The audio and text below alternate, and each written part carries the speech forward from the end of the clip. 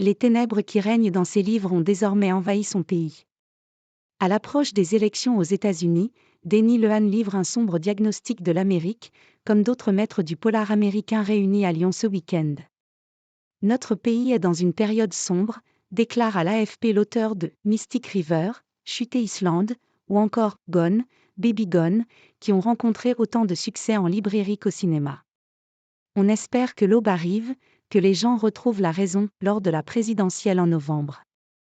Mais, à 58 ans, il n'y croit plus trop, convaincu que Donald Trump, accusé de propager un discours raciste et complotiste, prospère sur un terrain fertile. Je n'ai pas été surpris par l'arrivée de Trump. Quand vous avez grandi dans une société profondément raciste, vous savez ce qui se passe sous la surface, mais j'ai l'impression qu'on a vraiment amorcé un retour en arrière et qu'on a beaucoup reculé. Denny Lehane, invité de marque du festival Quai du Polar, est né dans un quartier pauvre à forte communauté irlandaise de Boston où il situe quasiment toutes ses intrigues, y compris celle de son dernier livre, Le Silence, édition Galmesté, qui se déroule en 1974. Cette année-là, un juge a imposé de transporter par bus les enfants de quartiers noirs dans des écoles de quartiers blancs, et réciproquement, pour favoriser la fin de la ségrégation scolaire. La mesure, dite du « busing », rencontre une opposition farouche dans son quartier et le jeune Lehane se retrouve témoin d'actes de violence qui le marquent profondément. Horreur. J'ai toujours voulu écrire sur le plus busing plus parce que ce fut un été marquant dans ma vie, explique-t-il. Mais il a fallu le retour d'un discours raciste affiché, lors des manifestations de suprémacistes blancs notamment, pour qu'il saute le pas.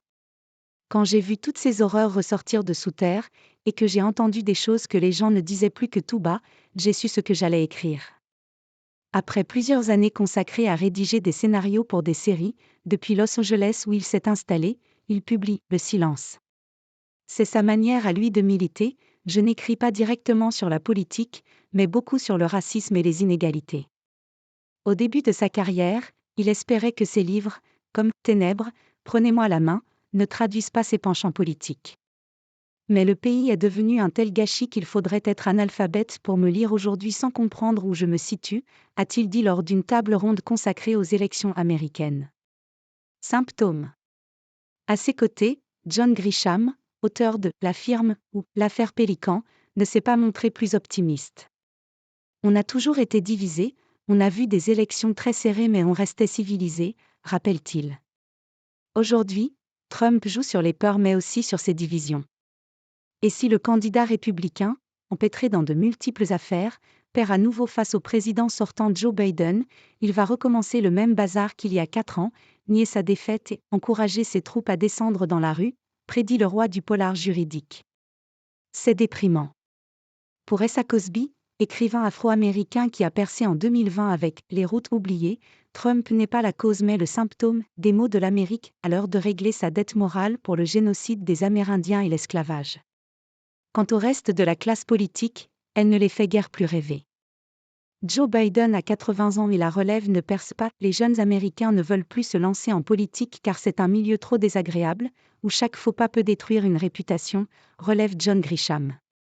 Quant aux membres du Parti républicain, ils ont compris qu'ils ne pouvaient pas maîtriser Trump, alors ils se sont jetés derrière lui parce qu'ils n'ont pas de principe, assène Denny Lehane, qui pourrait ne plus jamais publier pour se consacrer exclusivement au scénario. Je ne sais pas si j'écrirai un autre livre. Mais si je ne le fais pas, ce n'est pas grave, car je suis très heureux avec le travail que je fais, confie-t-il, enfin souriant.